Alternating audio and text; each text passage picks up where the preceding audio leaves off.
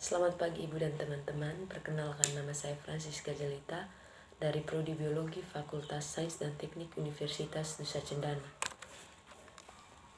Pada kesempatan ini saya akan melakukan praktikum entomologi, di mana tujuan dari dilakukannya praktikum ini adalah untuk mengetahui anggota tubuh dari serangga, di mana di sini saya menggunakan kecoa Amerika atau Periplante americana. Kecoa merupakan salah satu serangga yang digolongkan dalam Petrigota atau serangga yang bersayap. Ibu dan teman-teman dapat melihat klasifikasi dari kecoa Amerika pada gambar. Adapun alat dan bahan yang digunakan dalam praktikum ini, yaitu yang pertama alat, yaitu gunting dan juga kertas, dan bahannya sendiri yaitu kecoa yang sudah mati. Selanjutnya kita masuk pada prosedur kerja, di mana prosedur kerja yang pertama yaitu disiapkan alat dan bahan. Prosedur kerja selanjutnya yaitu diambil kecoa yang sudah mati tersebut, kemudian diletakkan di atas alas yang sudah tersedia.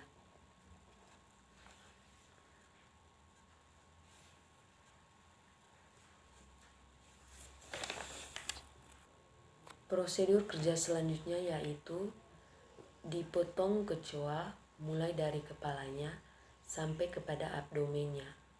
Setelah dipotong, kepala, toraks serta abdomennya dipisahkan.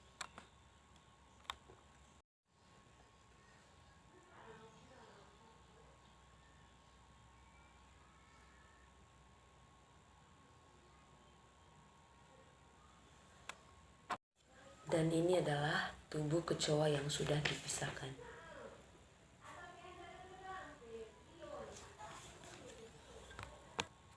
Setelah itu, bagian tubuh kecoa yang sudah dipisahkan mulai dari caput, toraks sampai abdomennya difoto menggunakan kamera HP atau handphone. Selanjutnya kita masuk pada hasil dan pembahasan, di mana di sini serangga kecoa seperti serangga pada umumnya memiliki 3 bagian tubuh.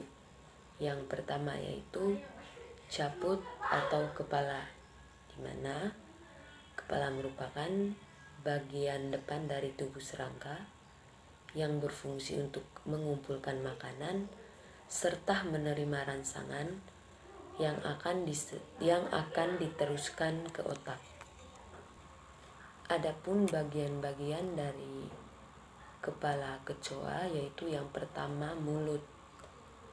Tipe mulut dari kecoa ini adalah tipe mulut mandibula, yang dimana digunakan untuk mengunyah makanan dari kecoa. Contoh makanan dari kecoa sendiri yaitu materi feses. Adapun bagian-bagian dari mulut kecoa, ibu dan teman-teman dapat melihatnya pada gambar, di mana bagian pertama pada mulut kecoa yaitu labrum, di mana labrum ini mirip dengan bibir atas, tapi dia tidak bersegmen dan memiliki lekukan di tepi luar atau disebut dengan distal.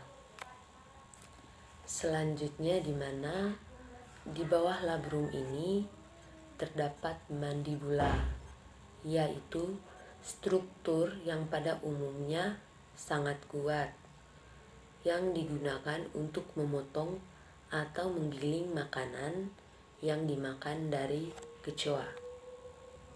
Selanjutnya yaitu hipofaring. Hipofaring adalah struktur internal dari kecoa yang letaknya di bawah mandibula. Di sini hipofaring ini memiliki fungsi yang sama seperti lidah.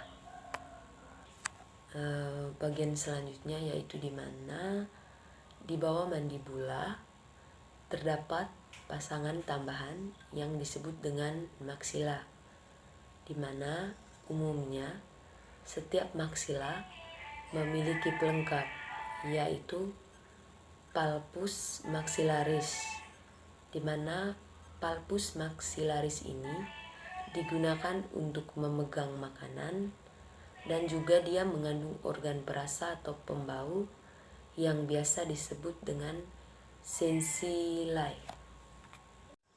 Bagian terakhir dari mulut kecoa yaitu bagian bawah mulutnya, di mana terdapat labium yang terbentuk dari dua struktur seperti maksila yang menyatu, dan terdapat palpus labial. Bagian berikut dari kepala kecoa yaitu mata. Ibu dan teman-teman dapat melihatnya pada gambar, di mana tipe mata dari kecoa yaitu tipe mata majemuk. Fungsinya yaitu untuk membedakan antara gelap dan terang.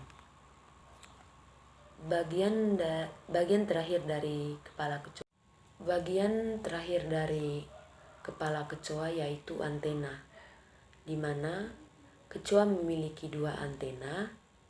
Yang bentuk dari antena kecoa ini yaitu ramping seperti benang, dengan tipe antena yaitu tipe antena filiform, di mana fungsi dari antena ini yaitu sebagai alat indera yang dapat mendeteksi bau-bauan serta juga sebagai vibrasi udara. Bagian berikutnya dari tubuh kecoa yaitu toraks atau dada, di mana toraks memiliki 3 bagian, yaitu yang pertama kaki, di mana kecoa memiliki 3 pasang kaki dengan tipe kaki yaitu kursorial, di mana kaki ini digunakan oleh kecoa untuk berlari atau berjalan. Adapun bagian-bagian dari kaki kecoa, ibu dan teman-teman dapat melihatnya pada gambar. Bagian pertama pada kaki kecoa yaitu koksa, di mana ruas kaki kecoa itu terletak pada pangkal kaki dekat dengan dada, di mana fungsinya itu menopang tubuh kecoa. Bagian kedua dari kaki kecoa yaitu trochanter, di mana kecoa memiliki ruas kecil mengikuti koksa. Fungsinya yaitu menghubungkan koksa dengan femur. Bagian ketiga dari kaki kecoa yaitu femur, merupakan ruas kaki yang paling besar, di mana pada kecoa dia memiliki femur yang panjang. Fungsi dari femur sendiri yaitu menopang berat tubuh pada kaki kecoa. Bagian keempat dari kaki kecoa yaitu tibia. Pada kecoa, tibia sama panjang dengan femur, tapi dia lebih langsing atau ramping. Pada ujung tibia kecoa ini terdapat duri-duri atau taji, di mana fungsinya yaitu menyangga otot yang berada pada area tungkai kaki dari kecoa.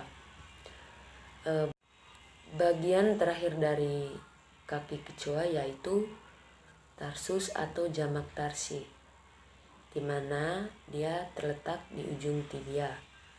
Pada kecoa, tarsus ini tersusun atas 4 ruas, serta pada ujungnya terdapat 2 kuku. Bagian kedua dari dada kecoa yaitu sayap. Kecoa memiliki 2 pasang sayap, di mana sayap pada kecoa menyebabkan kecoa dapat terbang dan berlari dengan cepat. Tipe sayap dari kecoa ini adalah tipe sayap tegmina, di mana sayapnya memiliki ciri yaitu keras, licin, dan juga tidak berbulu. Kecoa jantan memiliki sayap lebih panjang dibandingkan tubuhnya, dan pada kecoa betina memiliki sayap yang menutupi abdomennya. Pada praktikum kali ini, kecoa yang saya dapat jika dilihat dari ciri sayapnya itu kecoa jantan. Ibu dan teman-teman dapat melihat sayap pada kecoa pada gambar. Bagian terakhir dari dada kecoa yaitu pronotum, di mana strukturnya seperti lempengan besar, di mana dia berfungsi menutupi dasar kepala dan sayap di belakang kepala kecoa. Bagian terakhir dari tubuh kecoa yaitu abdomen atau perut.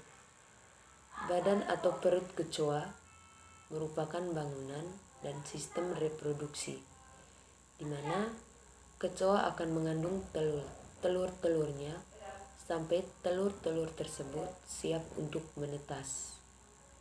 Pada abdomen atau perut kecoa terdapat cerci. Ibu dan teman-teman dapat melihatnya pada gambar, di mana cerci ini berfungsi sebagai alat indera pada kecoa.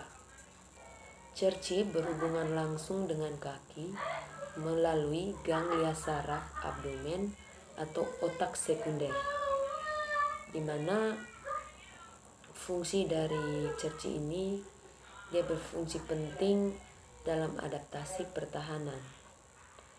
Apabila kecoa merasakan adanya gangguan pada cerci, maka kakinya akan bergerak lari sebelum otak menerima tanda atau sinyal.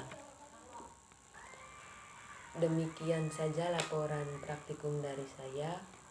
Mohon dimaklumi bila banyak kekurangan, dan mohon maaf bila ada tutur kata atau perbuatan yang tidak menyenangkan selama saya melakukan video ini. Terima kasih dan semoga bermanfaat untuk kita semua.